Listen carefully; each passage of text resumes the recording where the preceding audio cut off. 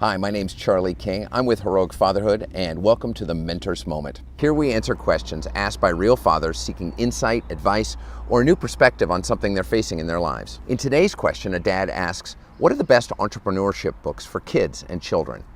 This is a great question. It sounds like you have a budding entrepreneur, or possibly you have some insight or some ideas about who they might be as an entrepreneur.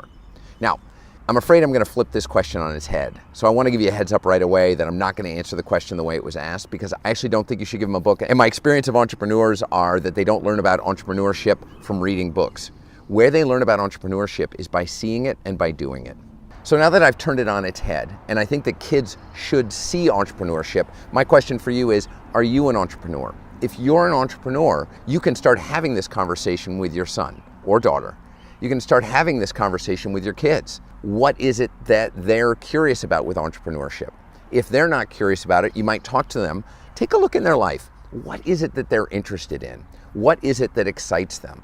What are some things that they might do that someone might be willing to pay for? Entrepreneurship is an amazing journey, but it's got to be a journey you choose. So I'll share with you, in my life, my son very much has an entrepreneurial spirit. He has his own mowing business. If you've watched these videos, you'll know that I talk about that from time to time. My daughter has less of an entrepreneurial spirit. She has chosen not to do that. She really likes the idea of working for someone else and working inside structures and systems. And there's nothing wrong with that. It's just the way you're wired. So my son's excited about it. And so one of the things we did was we got curious about where he might earn money to start making it to buy his own things. So we started looking around and we realized that he had this huge affinity for engines. So my curiosity is, if you look in your kid's life, where are they spending their time and energy? Where are they doing things that somebody else might have value? If your kids have an excitement about technology, what's something that they know like the back of their hand that they could teach to somebody else or do for somebody else in exchange for money? For instance, I don't know any public classroom these days that doesn't use Google Sheets and Google Classroom. That means that all of our kids have the Google Suite in their back pocket. Understandably, adults don't. Many grew up with Excel. Even before that, okay, how many people are old enough to remember Lotus 123?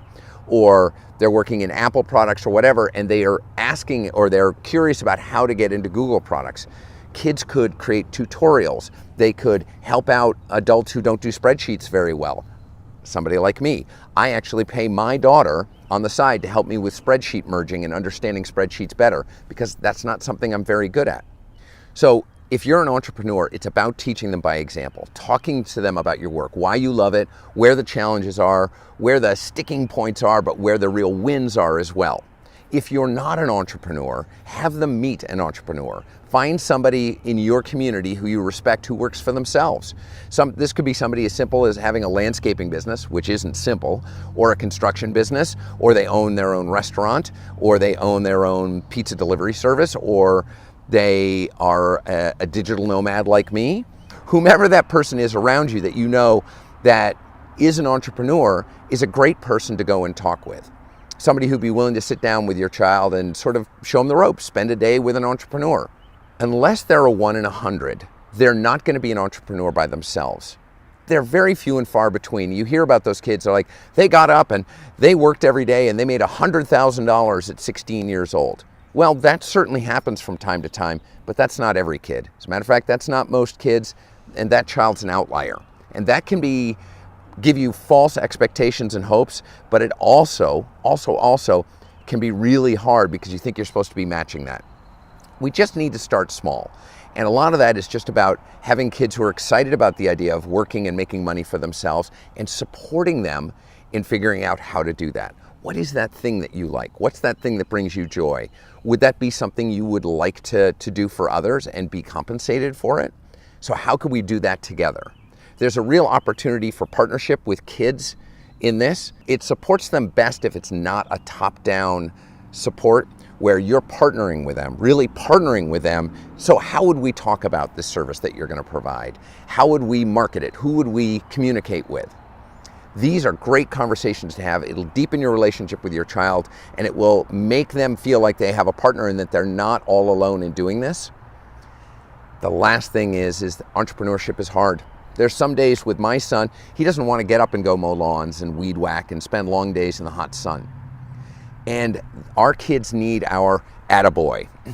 So an attaboy is ongoing support. Look, you did a great job with that client the other day, or nice job fixing something that you made a mistake with. I know that that was not something you wanted to do, but you took care of the client, and regardless of how it goes, you did great. This is especially true when clients fire you. Now, here's my experience with kids and entrepreneurship is adults, like with our mowing business, adults don't fire kids. They don't fire kids. What they do is they don't call them back. So they don't call them back, or they call and say, we're going to be out of town, or, one of our children is actually going to mow the lawn, or something else, because they don't want to hurt the child's feelings, which is actually a disservice to the kids because they're actually being fired for some reason. So we always want to make sure, are we meeting the client's expectations? We do follow-ups with clients. After we mow, we go down and we knock on the door and we ask them to come out and say, why don't you take a look at the lawn and see, is there anything that we didn't do or we missed? Because we'd like to fix it to make sure the lawn is right.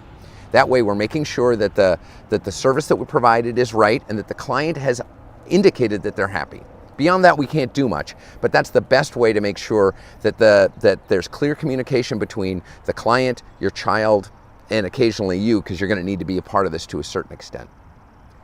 There's nothing greater than the kind of support that we can provide our kids, because entrepreneurship at its very core is kind of hard and it can be lonely, especially if you're dealing with a difficult client or you're just not sure how to manage all the other pieces of understanding client management or things like that. And it can be super simple if they have partnership with their parents. As always, this was a great question, and I want you to keep them coming. Please keep them coming. I'm super excited by this. We're getting some great feedback from these, and we really appreciate all the questions that are coming in. So now I have a question for you. How would you have addressed this dad's issue? Do you have a question on your own?